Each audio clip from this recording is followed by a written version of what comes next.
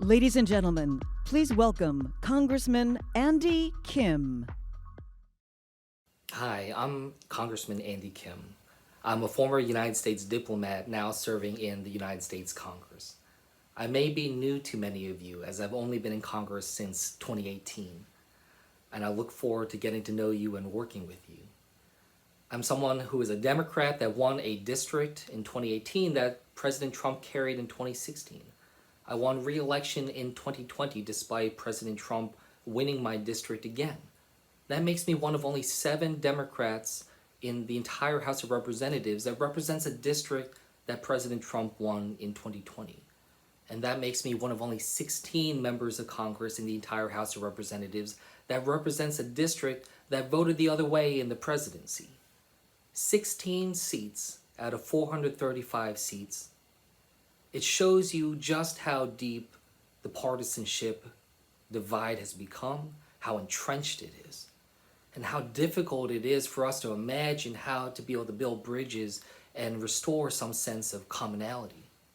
A lot of people ask me, what is it like to represent a district that voted the other way in the presidency? What is it like to be in a district that has such different and divided views?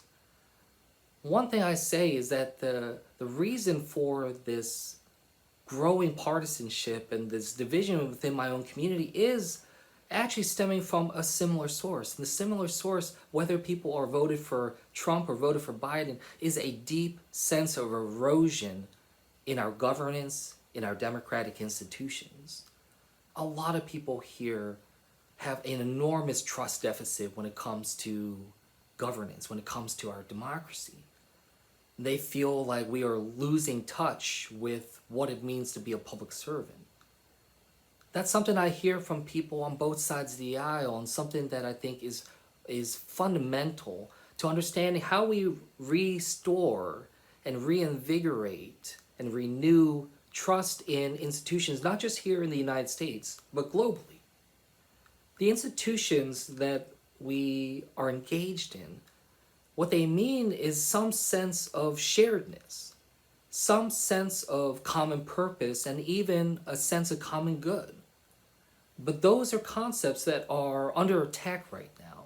These are concepts that are being threatened by this addiction to anger and contempt that is brewing, fueled by a politics of partisanship that is supplanting the sense of governance that should be driving our efforts going forward. This is something that has been borne out even more so during the pandemic.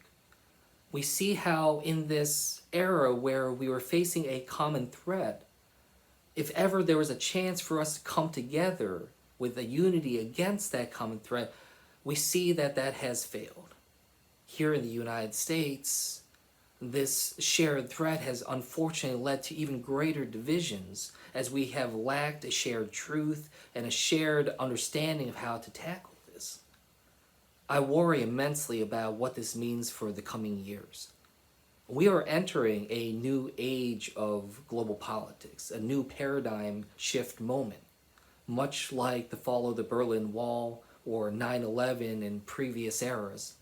This post-COVID world that we're emerging into is one of tremendous uncertainty and unpredictability about what happens next. And there's a real question about what will be the fundamental pillars that shape this new era. I, for one, believe that this is a time where we need to reinvest and re-engage in our institutions, because they are the means by which we reassert a sense of commonality and sharedness. Without this, I worry that this will become an era defined by zero-sum politics, defined by a sense of give and take in a way that would be detrimental and even devastating, potentially, based off of how things could go. What we see right now is also a new generation of stepping up. We live in a time when over 29% of the world's population is under the age of 18. This is a generation that grew up in this level of division and hostility. And it's so important for us to think about how we can re-engage there and reassert a way to be able to support the global youth. And that is something I hope we can all come together and engage upon. There is one quote that I think about often from Martin Luther King Jr. that he gave in his I Have a Dream speech. He said, "Let us not try to satisfy our thirst for freedom by drinking from the cup of bitterness and hatred." And I think about that a lot, because what it reminds us is that it's not just what policies and what ideas you're trying to push forward, but it's about how you treat people along the way, how you go about doing that. It's important that we not only think about what our objectives are to achieve in this new era, but how we conduct ourselves along the way. And I hope that that's something that I can work with all of you on. Thank you for giving me an opportunity to address you, and I look forward to our next steps together. Thank you.